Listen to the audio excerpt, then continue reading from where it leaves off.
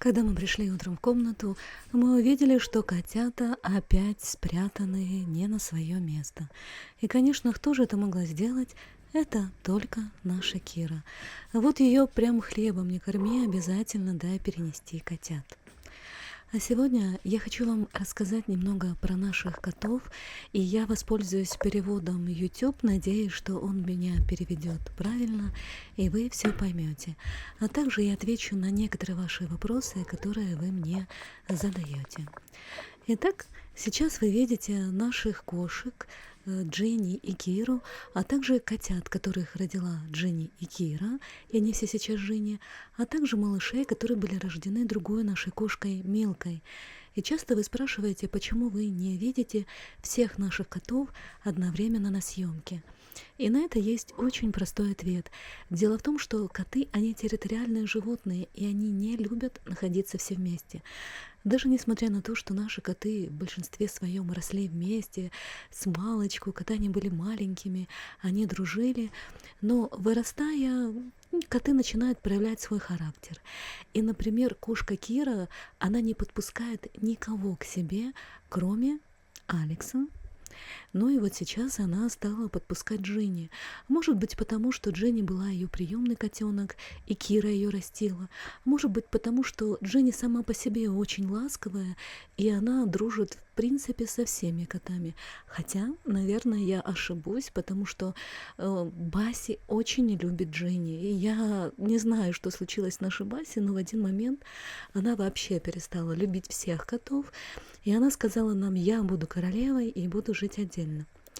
И пока все наши коты жили в нашем доме, большом и красивом, то всем им хватало места, и все было хорошо. Коты жили, у каждого была своя комната, мы разделяли их по парам, и по парам они очень хорошо ладили. Ну, например, Бася жила с Филом, и ей так было комфортно. Кира жила с Алексом, Мося жила с Милкой.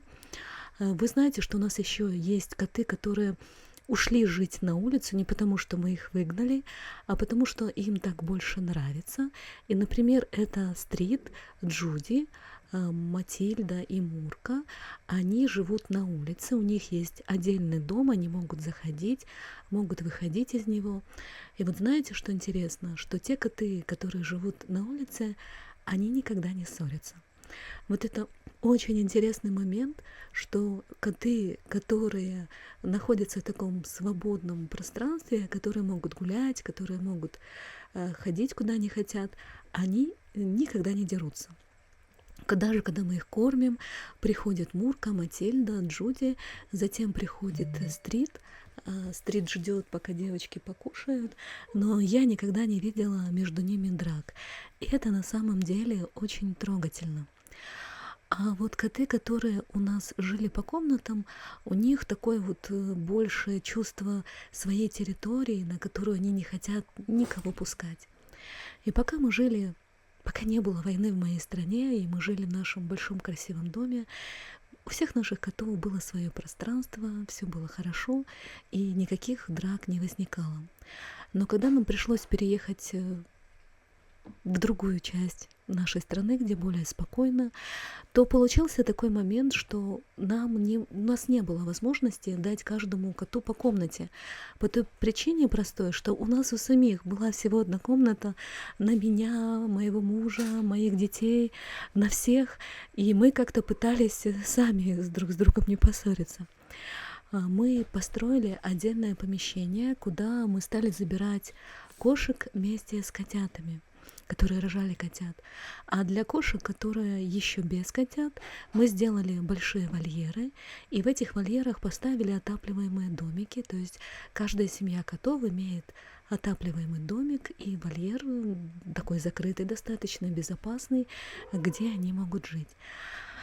Я не знаю, может быть, есть какие-то лучшие идеи по организации, и если вы мне их предложите, я буду очень рада ими воспользоваться, потому что даже до сих пор я как бы думаю, а что я еще могу сделать для своих животных.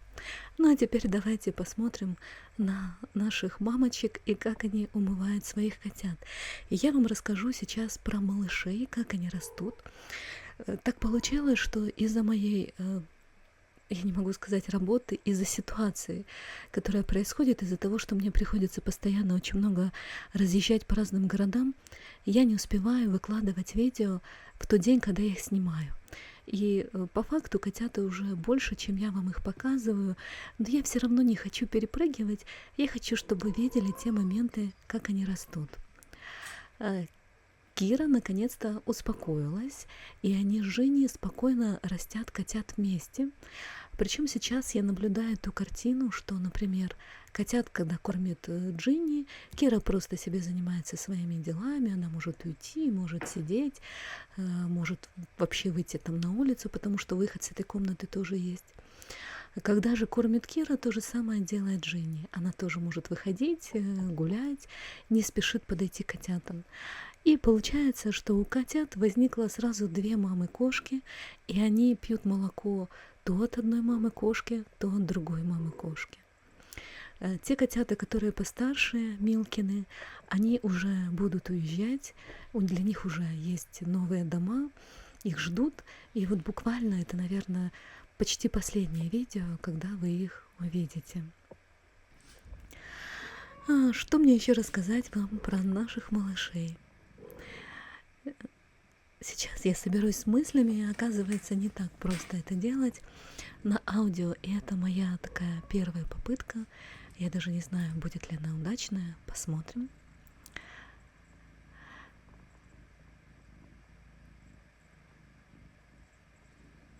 Так забавно спят котята, что я засмотрелась на них, даже несмотря на то, что это видео я же и снимала.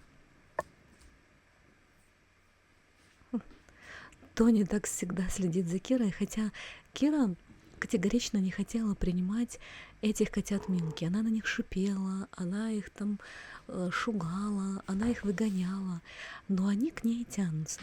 Особенно малыш Тони, он постоянно там подлазит Кире и так на нее пристально смотрит.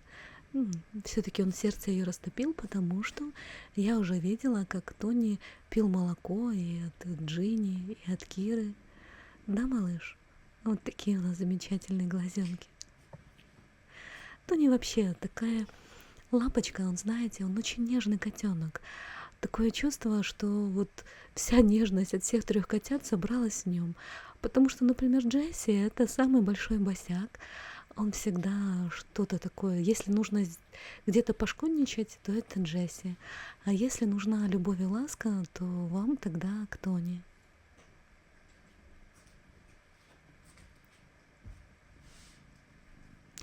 По характеру этих малышей, конечно, я еще не могу сказать, какие они будут, но белый котенок и Вилли уже видно, что характерный парнишка. Вы, может быть, помните, как он дрался со всеми котятами, которые были на его пути к молоку мамы-кошки, и ему не важно было, кто это, то есть он отбрасывал всех. Так что Вилли у нас боец.